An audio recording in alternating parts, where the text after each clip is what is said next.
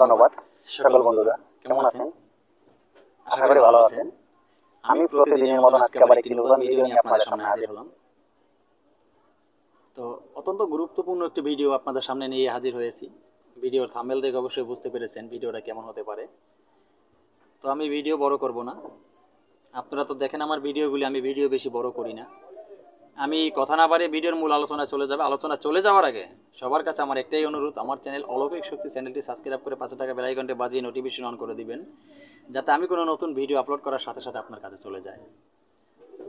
তো বন্ধুরা, আরেকটি অনুরোধ করব, ভিডিওকে স্কিপ করে টেনে টুনে দেখবেন না। যদি স্কিপ করে টেনে টুনে দেখেন, ভিডিওর মূল আলোচনায় মাঝে হয়তো আমি কোনো কথা বলেছি আপনি শোনেন না, ভুল শুনে গেছেন, কারণ টেনে দেখছেন সঠিক মতন দেখতে ভুল শুনতে পারেন না কথাগুলো। তাই ভুলভাবে যদি শুনে আপনি কোনো ঔষধ প্রয়োগ করেন, ভুলভাবে প্রয়োগ করলে আপনার ঔষধ কোনো কাজে আসবে না। তাই ভিডিওটি টেনে টুনে স্কিপ করে যাবেন না, পরিপূর্ণ ভিডিও দেখে আপনি ঔষধ প্রয়োগ করবেন, 100% আপনি নিজে হাতে নিজে ফল পাবেন। এগুলি গুরুমুখী বিদ্যা, এগুলো কোনো মিথ্যা হয় না, এগুলি 1000বার প্রমাণিত। হ্যাঁ বন্ধুরা,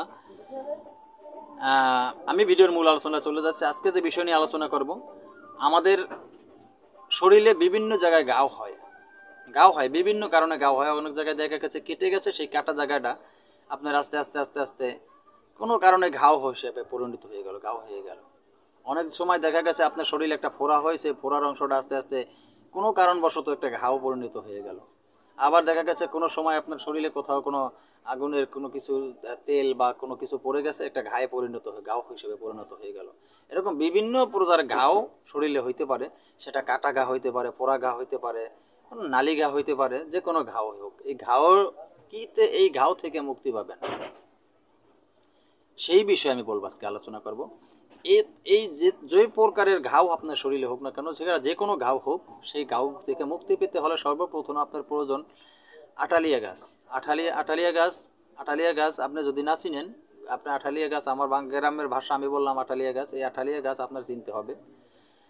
আপনি আটালিয়া গাছ লিখে গুগলে সার্চ করলে অবশ্যই আপনি পেয়ে যাবেন, যেটা দেখতে কেমন, ওইখান থেকে চিনে নেবেন। এই আঠালিয়া গাছ নেবেন, আঠালিয়া গাছের মূল নেবেন আপনি, আঠালিয়া গাছের মূল।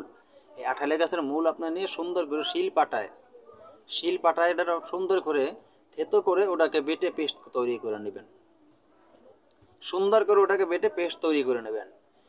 তো এই পেস্ট, যে পেস্টটা আপনি শিল পাটায় বেটে তৈরি করে নিলেন, তো দেখা গেছে আপনি বাড়তে না পারেন, সুন্দর করে ঘষবেন ওটাকে, সুন্দর করে দেন শিলপাটা এরকম আছে, এটাকে ঘষে ওটাতে ঘষে আপনি পেস্টটা বের করে নেবেন মূলের থেকে। মূলটাকে ঘষবেন এভাবে, মূলটাকে ঘষলে আপনি ওটা পেস্ট তৈরি বেরিয়ে আসবে। সেই পেস্ট যেটা হবে, সেই পেস্ট আপনি রোজ 2 বার ওই ঘাওতে লাগাবেন।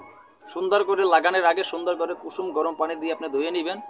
ধুয়ে আপনি রোজ 2 বার লাগাবেন। 2 বার লাগালেই আপনি দেখা যাচ্ছে এই রোগ থেকে আপনি চিরতরে মুক্তি পেয়ে যাবেন ইনশাআল্লাহ, আপনার এই সমস্যাগুলি থাকবে না। তো বন্ধুরা, ভিডিও বর্ণনা করে আজকে মতো ভিডিও তো এখানে শেষ করব। পরবর্তী ভিডিও নিয়ে আসার আগে পর্যন্ত ভালো থাকবেন সকলে। আল্লাহ হাফেজ, ভালো থাকবেন সকলে।